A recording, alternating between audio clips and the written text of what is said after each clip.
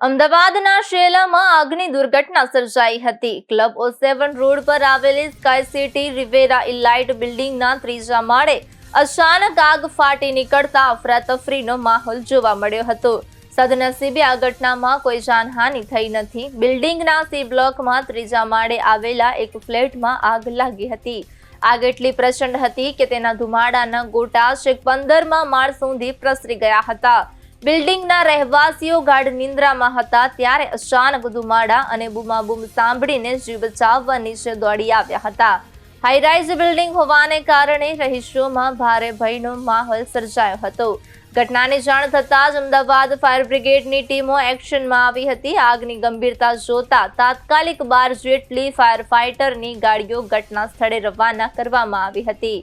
Fire ફાઇટરોએ સતત પાણીનો મારો ચલાવીને આગને વધુ ફેલાતી અટકાવી હતી।